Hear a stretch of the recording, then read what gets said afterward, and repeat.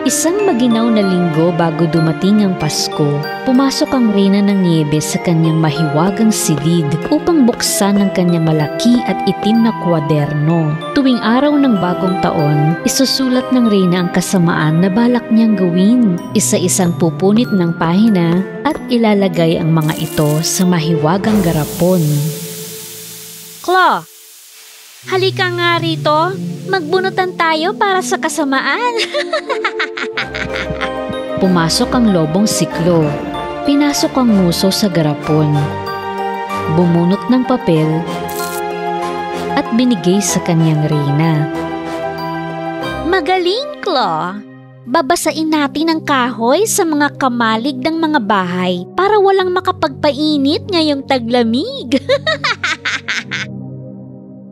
Samantala, ang mga tao ay masayang nagdedekorasyon ng isang Christmas tree sa kagubatan.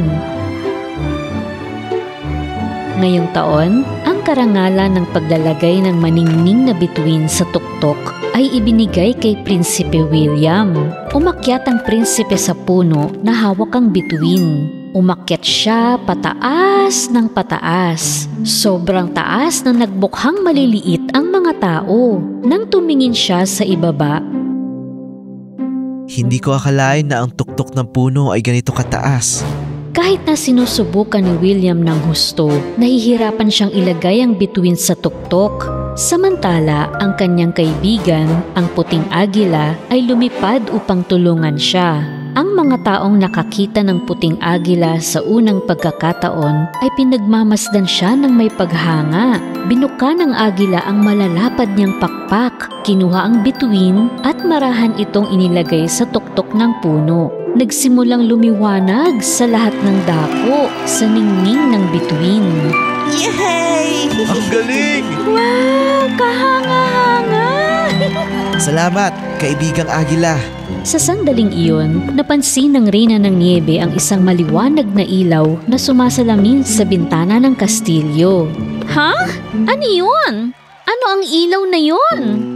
Nang tumingin siya sa direksyon ng liwanag kasama ang lobo, nakita ng Reyna ang mga tao na nagsasayawan at nagsasaya.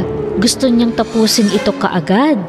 Klo, dalihin mo sa akin ang bituin. Ngayon na, kung mabibigo ka, ikakadena kita sa kastilyong ito at hindi na kita papakawalan. Nagmamadaling umalis ang lobo sa kastilyo upang tuparin ang utos ng Reyna. Habang papalapit siya sa bituin, mas maliwanag ang kagubatan. Nakita ng lobo ang masasayang tao sa paligid. Pagkaraan ng ilang sandali, nakalapit sa higanting Christmas tree ang lobo. Mabilis at tahimik na umakyat ito sa puno. Oh, tingnan niyo! Yan ang lobo ng Reyna! Naku po, sisirain ito ang puno natin. Nang malapit ng masungkit ng lobo ang bituin, bumungad sa kanya ang puting agila. Huwag mo nang balakin na sirain ang bituin, ligaw na lobo. Kahit anong gawin mo, dadalhin ko yan sa aking Reyna. Pinagaspas ng agila ang kanyang malalakas na mga pakpak upang itaboy ang lobo mula sa puno. Sa tuwing aabuti ng mahahabang kuko ni Klo ang bituin, tinataboy siya ng malakas na hangin mula sa pagaspas ng pakpak ng agila. Sa huli, pumailan lang ang agila sa itaas ng lobo at gumawa ng isang napakalakas na hangin ang kanyang mga pakpak. Tumalsik ang lobo sa lakas ng hangin at nahulog sa isang bato. Nasugatan ng kuko ni Klo. Nang mapagtanto na hindi niya kayang labanan ng kapangyarihan ng agila, dahan-dahan siyang bumalik sa kastilyo. Agila, ayos ka lang ba? Ha? Naku! Nasugatan ang kanyang mga pakpak! Ano nang gagawin natin ngayon? Habang naiinip na naghihintay ang Reyna, palakad-lakad siya sa kanyang yelong kastilyo. Naawa siya nang makita ang alagang lobo na may pilay sa paa na bumalik na walang dala. Klo, anong nangyari sa iyo? Patawarin mo ako, aking Reyna. Kahit anong gawin ko, bigo ako. Hindi ko maibigay sa iyo ang bituin. Lahat ay dahil sa puting agila na yon. Galit na galit ang reyna. Itinaas niya ang mga kamay at lumikha ng isang ipo-ipo ng yelo na nakapalibot sa kanya. Umalis siya at lumipad sa kagubatan, habang ang mga punong nadadaanan niya ay isa-isang tumutumba. Dumating ang reyna sa Christmas tree. Nang makita ng mga bata ang reyna sa ipo-ipo, nagtakbuhan sila sa takot. Siya nga! Takbo! Paparusahan ko kayong lahat sa pagsuway sa akin. Lumapit si Prinsipe William sa reyna sa lumilipad na niebe. Umiibig pa rin siya sa reyna, tulad nung una silang nagkita. Ngunit ang magandang reyna, nakatingin lang sa kanya ng may galit. Itong Christmas tree ay simbolo ng kaligayahan.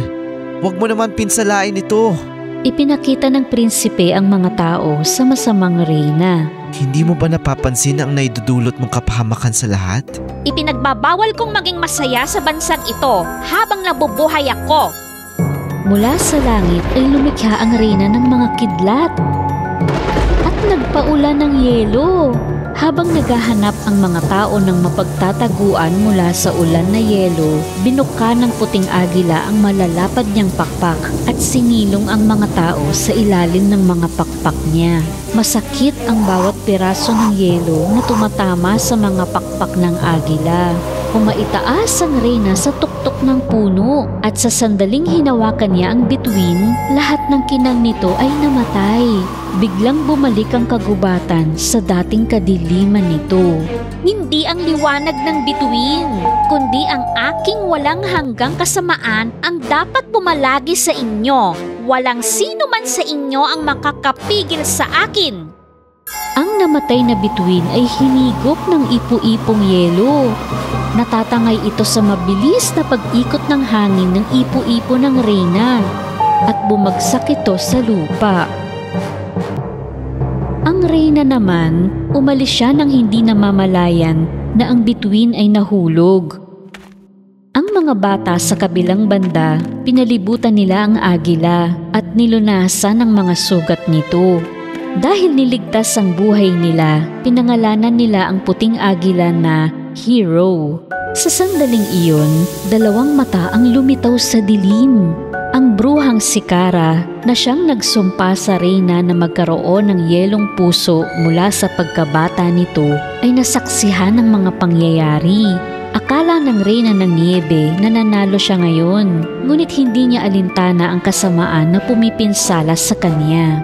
Dahil ang gumagawa ng masama ay aani rin ng kasamaan, at ang mga gumagawa ng mabuti ay aani rin ng kabutihan.